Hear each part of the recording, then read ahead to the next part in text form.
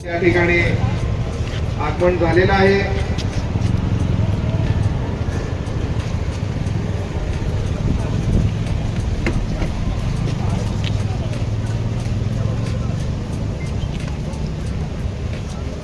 ज्यांची ओळख महाराष्ट्राचे मुलुक मैदानी तोप शिवशंभू फुले शाहू आंबेडकरी विचारांचा वारसदार, तरुणांच्या गळ्यातील ताईत, कळेओबऱ्याचा परमनंट आमदार, माननीय सन्माननीय डॉक्टर जितेंद्र आव्हाड साहेबांचं आगमन झालेलं आहे. जोरदार टाळ्यांचा कडकडाट करायचा आहे.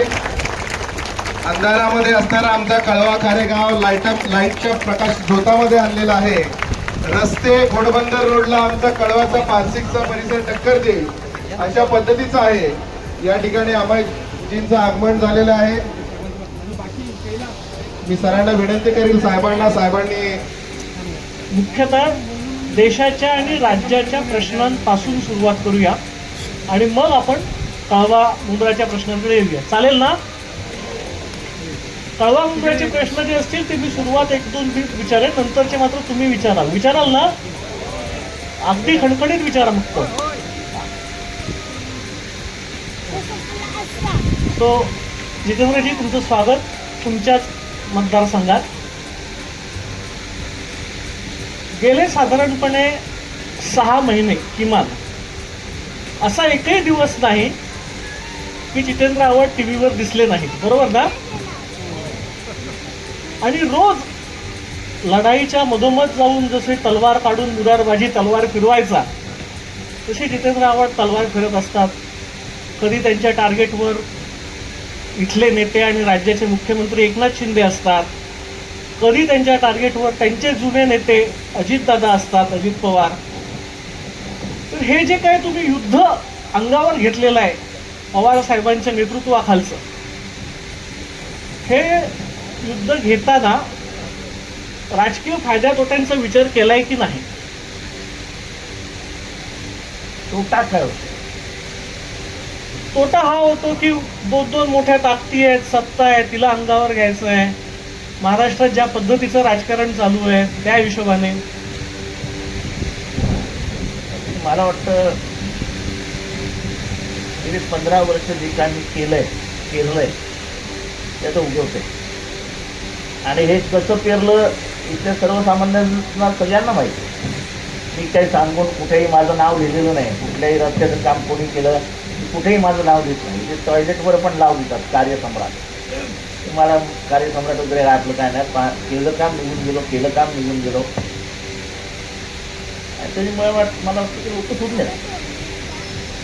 इतकी साधी गोष्ट सांगतो. इथे 5,000 रुपयाला ज्यांनी फ्लॅट घेतला होता, 5,000 रुपये स्क्वेअर फीट, पुन्हा का 5,000 स्क्वेअर फीटने घेतलेला एक व्यक्ती आहे इथे 800 रुपये स्क्वेअर फीट. आता त्यांना विचार भाव किती आहे? स्क्वेअर फीटचा भाव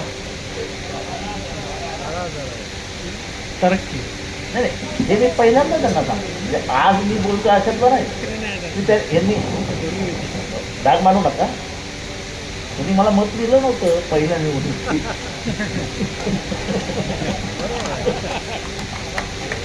म्हणजे शिवसेनेला आघाडी होती, पण मी त्यांच्यामध्ये जाऊन सांगायचो मी इतकं काम करेन तुम्हाला वाईट वाटेल, आपण याला मत का नाही. वाटतंय का वाईट? आता ते परमनंट वोटर आहे. आता काय त्यांना बोलायला पण नको. पण एक काम करण्याचं पॅशन होतं पहिल्यापासून. आणि मला नशिबाने चांगला मतदारसंघ मिळाला. मी कोणी कामच केलं नाही. रस्त्याच्या अडचणी, बसेसच्या अडचणी, पाण्याच्या अडचणी, लाईटच्या अडचणी, अनंत अडचणींनी भरलेला मतदारसंघ होता. आणि कामाचं पॅशन असल्यामुळे सकाळ ते रात्र आपल्याला एवढंच काम असायचं. अजूनही मला तेवढंच काम असतं. देवाची साथ आहे, आपलं काय आपल्याला चालतं. आपलं नशिबाने IAS ऑफिसर चांगले भेटले. साहेबांमुळे नाही म्हणायला गेलं तरी वलय आहेत 7 का दिवस. त्यामुळे निधी मिळवताना कधी तिथे चकचक झाली नाही.